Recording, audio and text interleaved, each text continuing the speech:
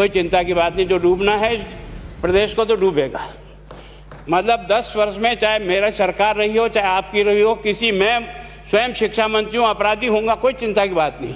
लेकिन आप कम से कम इन 10 सालों से इन जितनी कोचिंग संस्थाएं चल रही है, इनकी जितनी परीक्षाएं हुई है, उनके परीक्षा के रिजल्ट के साथ आप एक टीम लगा करके इनका पोस्टमार्टम करो, तब आपको समझ में आ जाएगा कि ये बीमारी कहाँ से चली है। ये बीमारी इन व्यवसायियों के थ्रू चली है। मैं और आप पेपर आउट करेंगे, पेपर लाऊंगा, 5 लाख दे दूंगा, 8 लाख दे दूंगा, मैं क्या 2 करोड़ 5 करोड़ 8 करोड़ दे सकता हूं क्या?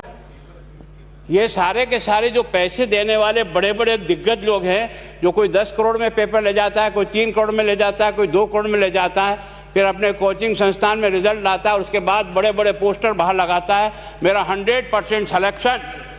ये है बीमारी की जड़। अगर मार करना चाहते हो तो यहाँ करो, तब तो जाकर के इसको कोई रोक सकोगे। बाकी से केवल मन को संतुष्ट करने का काम करो तो ये राजस्थान के उस गरीब बच्चे के साथ न्याय नहीं होगा। लौटता है क्या दुख नहीं होता है? हम लोगों के मन में कोई रहम नहीं है कि आखिर उस बच्चे का क्या होगा जो अपनी बड़ी पीड़ा के साथ पढ़ रहा है। इन सारे पैसे वाले लोगों के पास में आपने सारी सरकारी नौकरियों को भेज दिया। मैं बहुत कड़वा सच बोल रहा हूं। आज जो पिछले 8 साल में नौकरी में लगे ना, उन सब का भी पोस्टमार्टम कराओ, आपको लगेगा आधा फर्जी मामला निकलेगा। कोई है नहीं, कोई सोचने वाला है इस पर कि आखिर उसके दर्द को कौन जानेगा? है ना, जिस प्रकार से हमने परीक्षा के माध्यम से इन पैसे वाले लोगों को उतार करके सारे के सारे उन गरीबों की आशाओं के ऊपर पानी फेर दिया। रात और दिन पढ़ता है, भूखा प्यासा पढ़ता है, घर बेच करके पढ़ता है, खेत बेच करके पढ़ता है, लेकिन जब उसका सिलेक्शन नहीं होता तो जहर खा के मरता है। कोई इस पीड़ा को समझने के लिए तैयार नहीं है। और हम इस कानून को ला करके दुनिया को बताना चाह रहे हैं कि हमने इतना बड़ा कानून कर दिया, इस कानून से कुछ भी नहीं होगा। मैं आज आपको कह रहा हूं, ये जो आपने नए प्रावधान जोड़े हैं, मैं सोचता हूं कि मुझे कुछ बोलने की इच्छा नहीं, मुझे बहुत दुख है इस बात का। क्या होगा ये?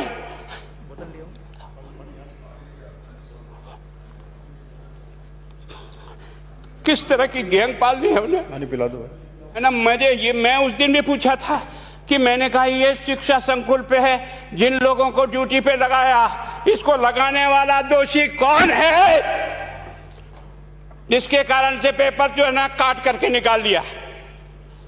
ये तो ठीक है, भाग्य हमारा अच्छा था कि सवाई माधोपुर की घटना फूट गई और एसओजी को उसमें हाथ में लग करके कुछ केस लग गया। अगर वो केस नहीं लगता तो आज आपकी सारी नौकरी पर इन सब बड़े बड़े दलालों के स्कूल में पढ़ने वाले बच्चे होते और मेरा गरीब का बच्चा अपना घर लौट के जाता। क्या दुर्भाग्य है।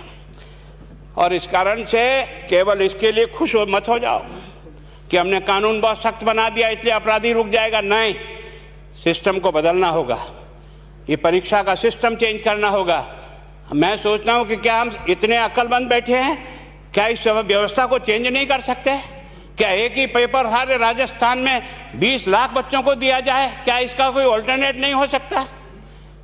इसका ऑल्टरनेट सोचना चाहिए कि हम परीक्षा को टुकड़े टुकड़ों में कैसे कर सकते हैं। जिले के अनुसार पेपर नहीं, एक नहीं हम 25 पेपर बना सकते हैं। कौन से सेंटर पर कौन सा पेपर जाएगा कोई तय नहीं करेगा कौन सा जाएगा, और हम जो इच्छा होगी उस सेंटर पे पेपर भेजेंगे। और ये जितने भी प्राइवेट कॉलेजों में आपने सेंटर बना रखे उनको बंद करो, इनको तुरंत बंद करिए एक ऑर्डर से।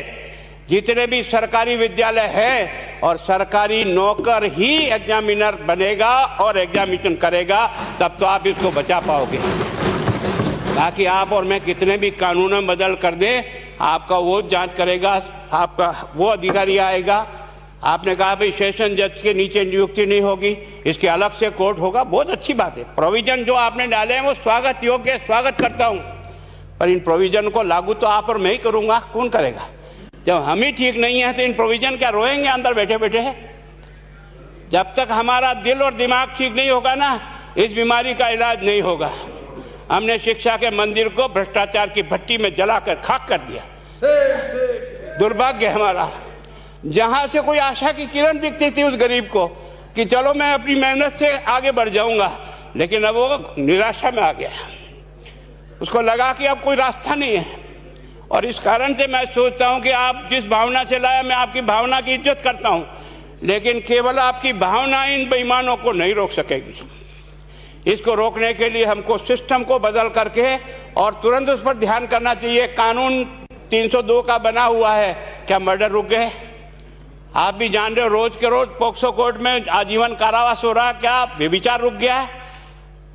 अपराधी को दंड मिल सकता है, अपराध बंद नहीं हो सकता है। अपराध बंद करने के लिए जो सिस्टम होते हैं उस सिस्टम में चलो। एकमात्र इस देश में भ्रष्टाचार की भट्टी में देश जल रहा था, केवल और केवल एक तरह से प्रत्येक व्यक्ति का खाता खुलवाकर देश के प्रधानमंत्री में सारा का सारा बेनिफिट उसका सीधा खाते में डाला।